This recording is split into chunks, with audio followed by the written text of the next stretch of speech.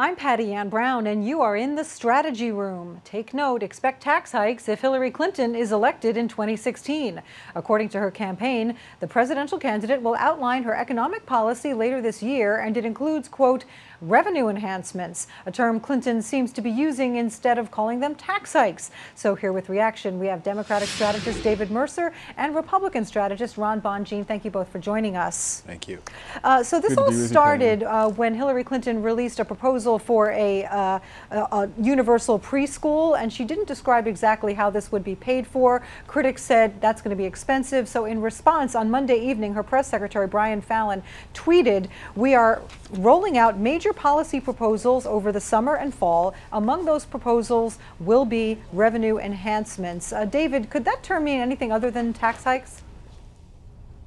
Well, it means, lining up spending with taxes, with revenue. As anybody knows, you have to have revenue side and you have a cost side.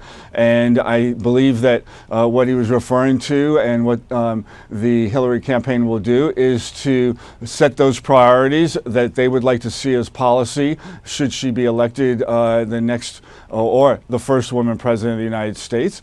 And preschool is a big priority with 8.1 million kids not or having access to preschool education, which is repeatedly shown those that do have that preschool are more productive in their years going forward beyond high school and college as productive citizens of the country, which saves us money in the end. All right, Ron, President Bill Clinton used to call tax hikes broad-based contributions. Hillary now calling them revenue enhancements. What do you make of the semantics there, and also what do you make of the announcement that she is planning to raise taxes? I think this is politically disastrous for Hillary Clinton. This is very dangerous. She wants to raise taxes to pay for universal preschool. Look, you're raising taxes on the American people. In a campaign, that's the last thing you want to be promising, is that, look, if you vote for me, I'm gonna cause you to pay more money to the federal government to pay for a policy that I want. That's a huge mistake. That's actually how Walter Mondale, one of the key reasons why Walter Mondale lost against Ronald Reagan, because he admitted he would raise taxes on him, and Ronald Reagan had a field day with it. This is a huge problem for Hillary Clinton. Well, I think it was a mistake by the campaign, and we're going to see him backtrack on this. David, we've heard from Patty. Yeah. Go ahead. If I might just say, the flip side of that is having a president or a presidential candidate saying no new taxes, and then the minute he gets in there, changing that position and going with taxes. So he was elected under a false pretense. Well, you will not see that from a Hillary Clinton. Well, getting back to Hillary Clinton, I mean, she does have a record already in politics in the past that we can look at, and the Americans for Tax Reform has released a statement expressing disapproval of this tweet and this announcement, and pointing out that there have been at least 5 times that Hillary Clinton voted against tax cuts. She voted against eliminating the death tax. She voted against cuts to the capital gains and dividends taxes, and she voted against doubling the child tax credit. And they say that this is consistent with her career record in support of tax hikes and opposition to tax cuts. Is that going to hurt her?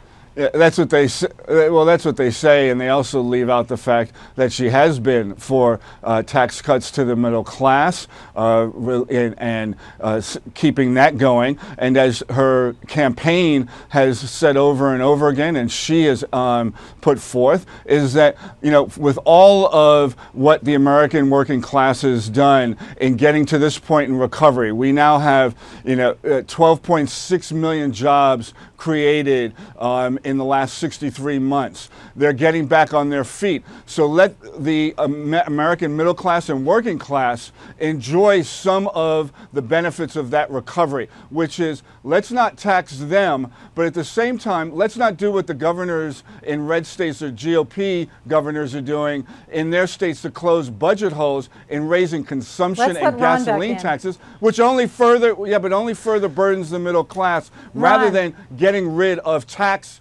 giveaways to corporations, which have not generated the jobs they've thought they would. Ron Bonjean. Yeah.